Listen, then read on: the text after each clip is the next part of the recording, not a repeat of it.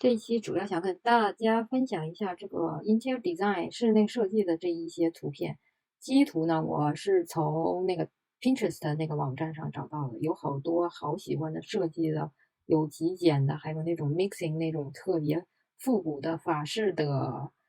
一些图片。这些图片生成出来，一个是可以用在，我能想到两个 use case，就是一个是给室内设计师的一些灵感。给客户的一些 portfolio 啊，或者是给他们展示是客户想往哪个方向走。第二个就是，作为我们 Zoom 或是有视频会议的时候的一个 virtual background。好啦，跟我一起来看一下吧。这个就是这个图片，然后我们用 describe 这个 function 去找到这个相应的颜色。它这个是 yellow couches，这个明显就是一个 blue 的 couch。所以呢，我用了这个是原来的图片，从 Pinterest screenshot 下来的，然后右键点击复制链接，把这个图片的链接放到这个，同时把 description 放在这块儿。如果不知道这个 describe 这个 function 怎么用的话，我有2期视频都在讲这块儿，可以翻回去看一下，或者我 insert 一个 card 在这里。然后生成这几张图片哈，有这个图片的链接以后，再给它描述，就是特别接近这个你想要图片的这个基图的一个方向。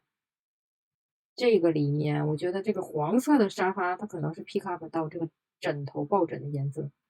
但是黄色和绿色、蓝色组合在一起也挺好看的，是吧？后来呢，我是 generate 几个出来，我想把它变成16:9的，但是这个可以看一下这个16:9的，这个有点夸张哎，所以还是保持原来的这个1:1的造型。我觉得这2扇窗户挨得很近，所以但是这个灯光第一张有点暗呢，这个沙发有点小。后来我 roll out 出来，这应该是第2张。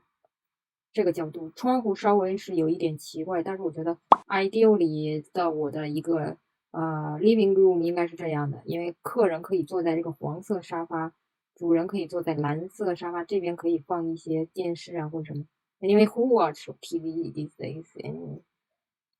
这个灯也是很喜欢的。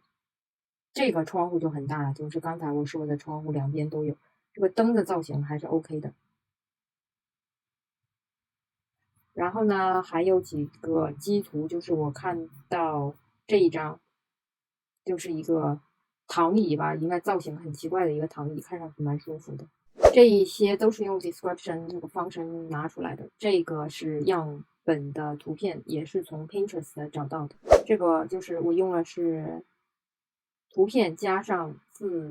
text 来描述出来这个角度呢，可能是因为原来那张图片角度可能是正的那种，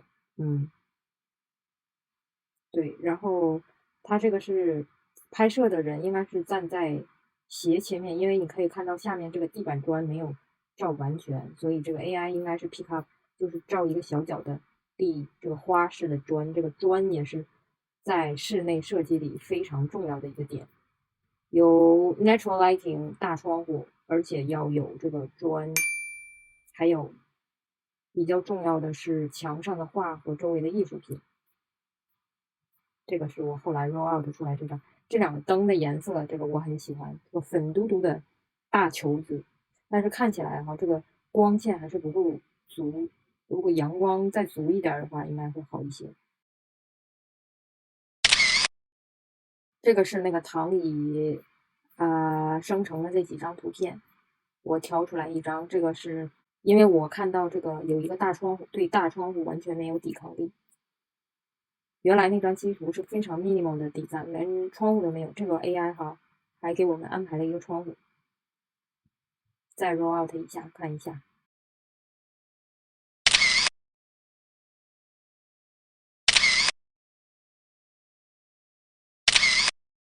我一般呢来找 Pinterest 上面 Interior Design 室内设计的图片，我喜欢这种，也可以把它 save 起来，save 到你自己的账号里。我对这个绿色的沙发好像没有抵抗力，每次我都想点进去。比如说我喜欢这个图片，可以把它 save 起来。它这个应该是 hyperlink 到一个网站上，把它鼠标一走，然后先截一个图，这个样子，然后把这个图片放到你的 Journey 里，用 description 的方式去生成更多类似的图片，就是这个流程。色沙发或者是有这种烛台的布，看起来都好美哟。这个就是我平时一个室内设计的一个网站，咱买不起房子，还看一看好的装修风格还不行吗？哦，这个看起来好明亮。在大家一起玩这个 Midjourney 的过程中就是抱团取暖吧在这个过程中肯定有一些平时找不到答案的问题呢，有可能会在这几个播放列表中出现，所以点它点它。